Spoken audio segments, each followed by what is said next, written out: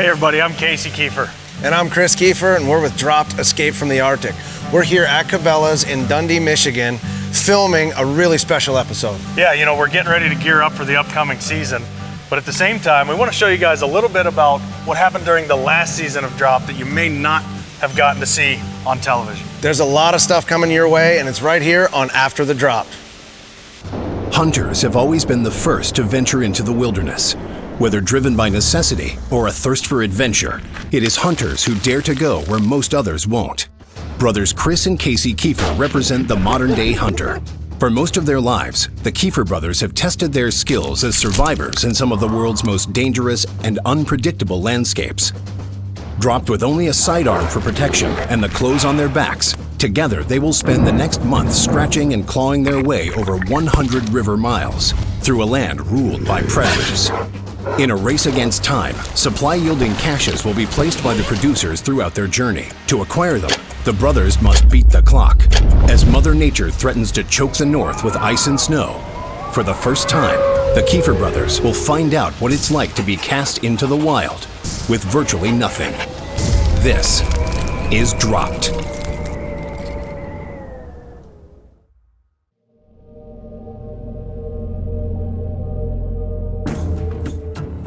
So here we are in the camping section, surrounded by all this high-tech gear, none of which we took out there with us this season. No, we got nothing, and I can still remember the very first time stepping off that plane with only the clothes on our back, a sidearm, and looking around, and I think at that point, that's when you and I realized this challenge, it's real. Like, we set out to do this, and it's real. And it's different. It's a lot different than what we've done in the past. Anytime we've gotten off the bush plane, we know what we have with us. This year we had to earn our way to the equipment, and I'll never forget the feeling of finding that first cache. Keep your eye out through this entire lowland stuff. It's right there, dude. Right there. Where? Right in front of us. Right here. Woo! Nice spot. All right. Oh, well, we got a tending bag for sure. Waders. Which is good. Wading boots, fly rod, reel. Zip that right there. Okay, so we got the raft. Yep. Here's a knife. Oh yeah, that'll be good. We got nothing for a weapon. No, we got a fly rod though. We know there's grayling up here. There always is. You know what else there isn't? What? There's no oars. What? There's no oars. Well, I never will forget the excitement that we had when we actually did find that cache and tearing through it and going through all that stuff. Oh, yeah. But then realizing there was one piece of equipment that was missing that was pretty integral into our movement, which is going to be the oars. Yeah, you don't realize how useless a raft can be until you have no oars to actually push it down the river with. So, you know, it's one of those deals, but we did pick up a lot of good things through the caches along the way. We had a lot of small items, citric acid, you know, the rifle. The rifle's a huge thing. The rifle was huge. Once we got a weapon that we could reach out and touch them with, I think that kind of changed the game for you and I, because it actually allowed us to go hunt, which was huge for us at that point, because we had been going on no food, we've been going on just little stuff, fish here and there, and so it was really nice to get that rifle. But I think challenging ourselves and not knowing what was in that cache was probably the most difficult thing, and then being able to get there in a certain time. I mean, we had to rush sometimes, and then other times we had, you know, we could stay back, but for the most part, we were on the move. Yeah, and there's so many unknowns, the terrain, the weather, the way things change up there. You just never know. That's apparent by the cache that we missed. That's when the brothers came out right there. Yeah. That was almost drop the gloves, go to town on each other, because we could not figure out where that cache was. And you know what?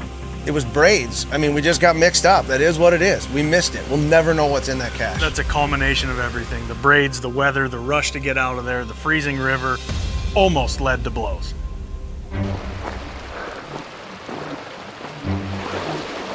You find it? No. You see anything? I can't find it either. I took that whole section over there and walked it. There's 100 channels. I know. I walked all the way back through here. There's nothing back there. I did the same with all this right here. It's not giving me like the exact coordinates to the foot of where it's at. We don't have time, dude. So what are you saying? Just fold on it and go? It could have a 10 in it for all we know. It could have nothing in it. It could have literally nothing. It could have a flashlight in it. At this point, I'm gonna give it at least 10 minutes. You give it your 10 minutes. I'll be back at the raft. That's great. Even man completely fend for himself.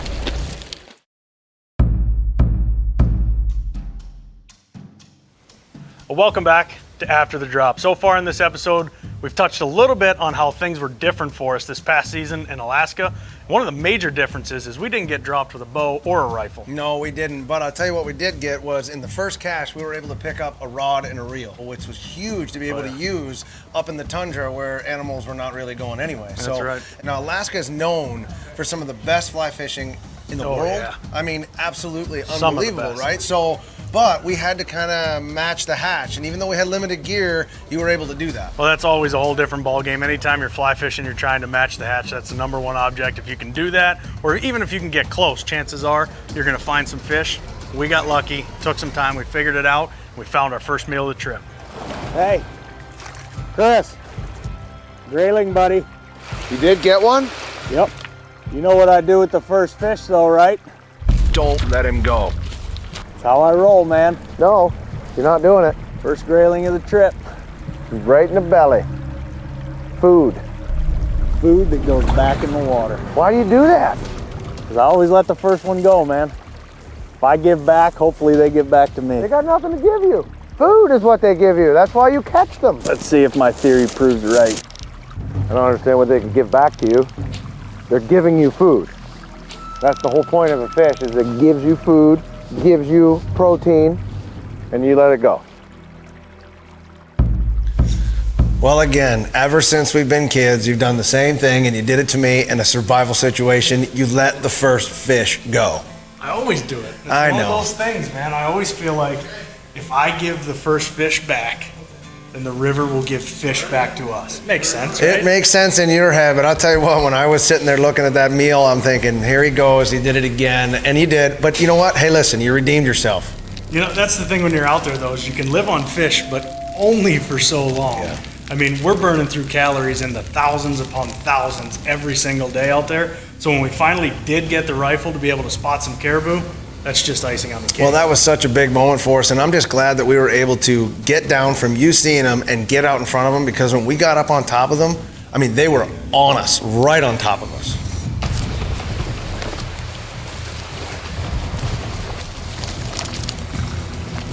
They're all right there. I know they're gonna move off that tundra right there.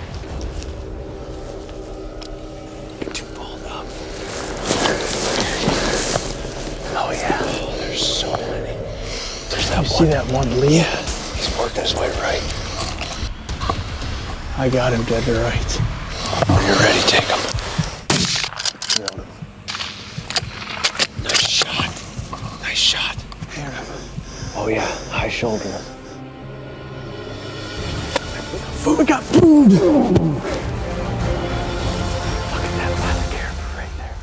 Look at that. You know, of all the questions and comments we get about drops, probably the hardest thing to explain is the emotion we get when we get the first animal down on the ground. In this case, we got a caribou down, but the work's just beginning. We got a lot of meat prep and a lot of meat care that has to be done, but we got a caribou down. Well, and that's just it. You know, we have to do it right, and we could have taken so many more animals. I mean, we were surrounded by caribou the entire time we were out there, and it was one of those things where that's not what this trip was about. That's not what this drop was about, was knocking down an animal. We had enough so that you and I could eat the rest of the time we were out there, and then some, so we knew we were safe in that capacity. But to add a little bit of salt in the wound, we come rowing up, trying to get to that plane, we'd run into a solid moose. Oh, big moose. I mean, a great moose. Hey, moose right there. Where? Right there.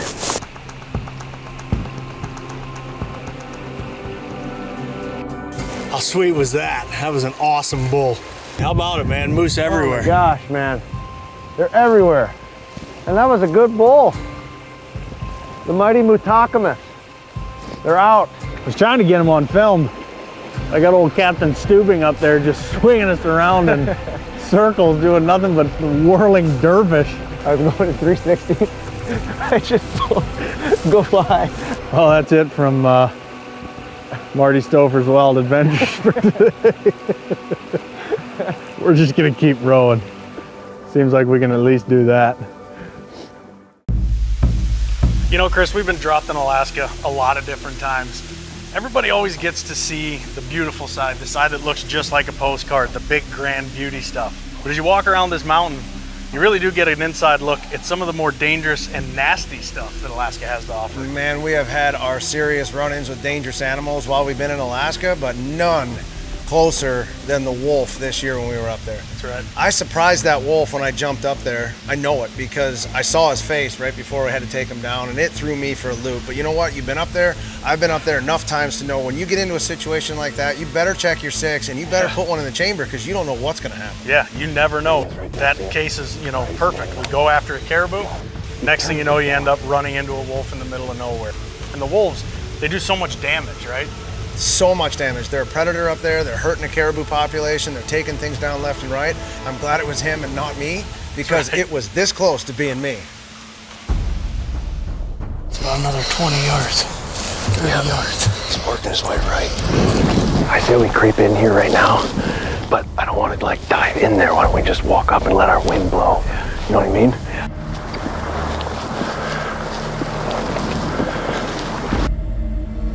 Whoa, whoa, whoa, whoa!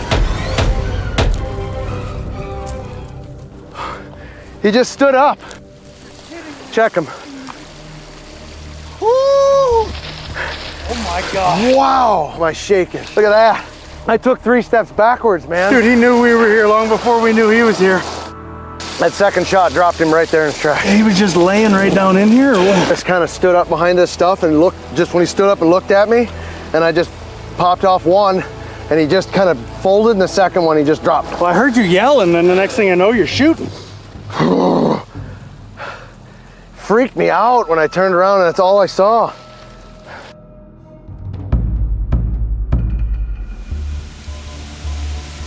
I can't believe how close that wolf got to me. I was super lucky. There is no doubt about it. Unbelievable encounter I'll never forget. And we've run into our fair share of predators while we're up there, which we know Alaska's got a lot of them. But when you talk about a guy like this, these giant interior grizzly bears, I mean, think about it. We're in a choke point pretty much. Like 100, we were at an area where yards. all of their prey was funneling through one little section, and they could just sit there all day long and eat. That's exactly right. It's amazing when that terrain changes. You find those chokes, you find prey, you also find predators. And to a guy like this, we're no different than any other prey rolling down through that valley. No, at that point, we were just a floating bait pile. And when we walk up and we think it's a moose, and the next thing you know, we turn around and it's a giant grizz coming right at us. They're gearing up for hibernation. They're hungry. They're willing to travel. They're looking for food. Good. Hey, moose right there. Where? Right there. Where? Right there.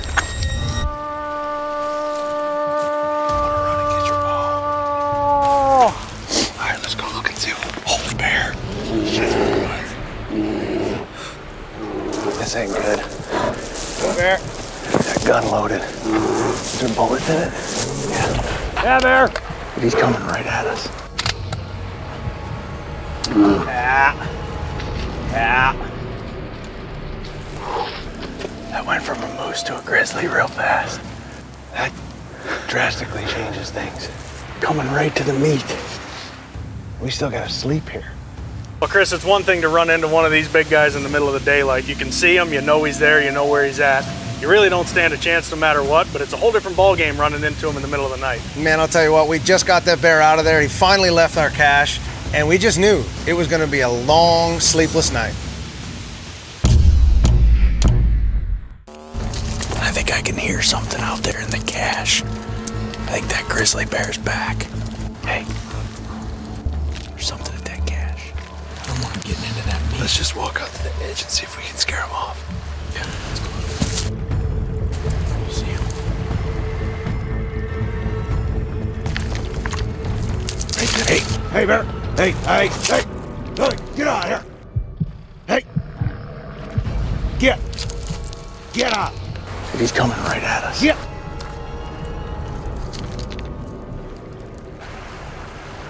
Oh, that's gonna make for a longer night, huh? Brutal.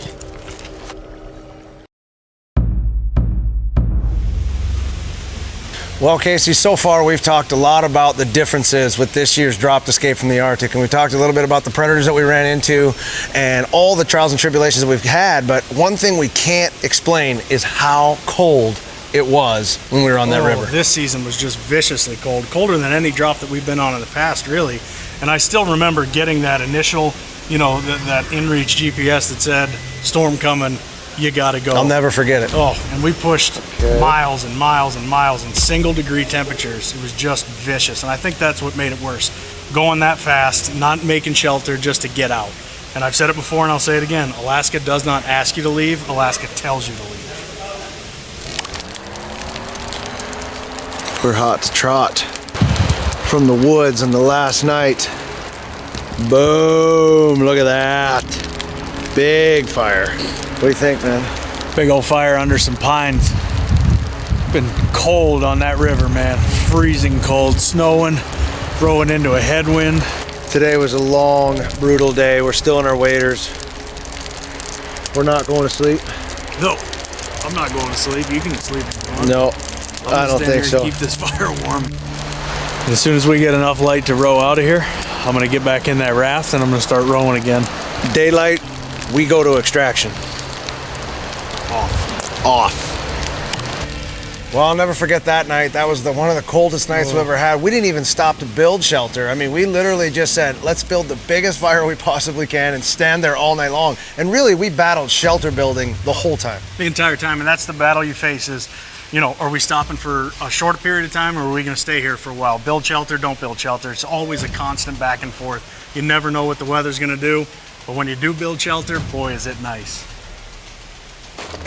Just keep that covered. Pull the whole front tight like this and use the oars up front.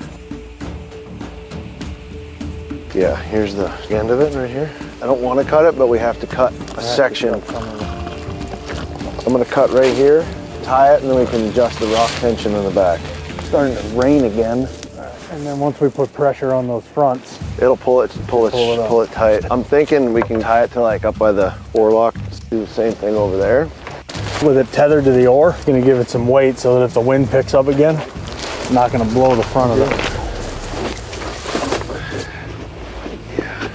Feel the heat's already staying in here. Yeah. At least we're out of it, man.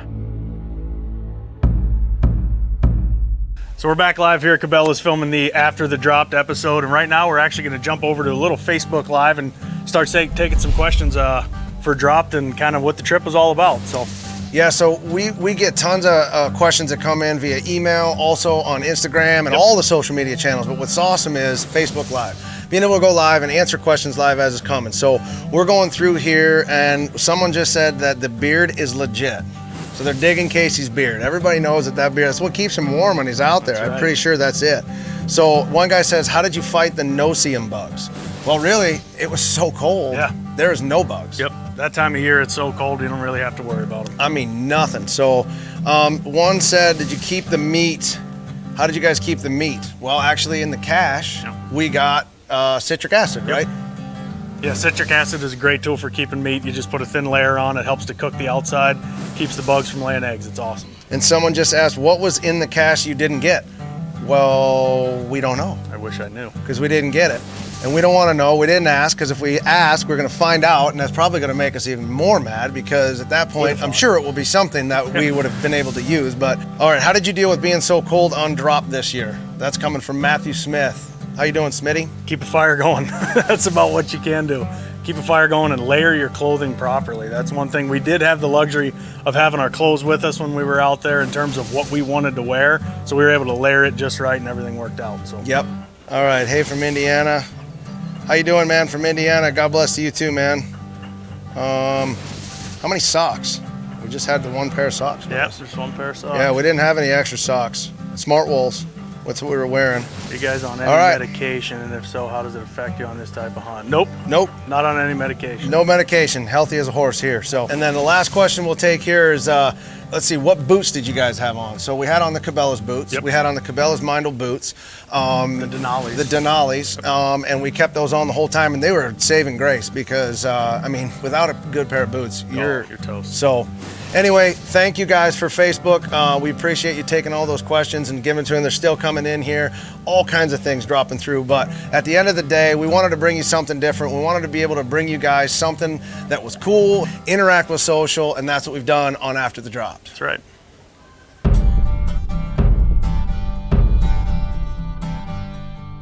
fire, shelter. Those are the two things that can get you through no matter what. And the last thing is just being straight up bush savvy. Yep. You don't have to be a survivalist. You just got to be smart, put your head to it, and just use your head. Get it done, man. That's it. Get it so, done. hey, listen, we're super excited you guys joined us this week for After the Drop. Kind of walked you through. I think it was a lot of fun. I know we're here at Cabela's gearing up. I know the fall's coming. We're getting ready to hit the woods, right? Yeah, we're getting ready to get out there. As always, we appreciate you guys watching at home, the questions, the comments, everything you guys throw our way.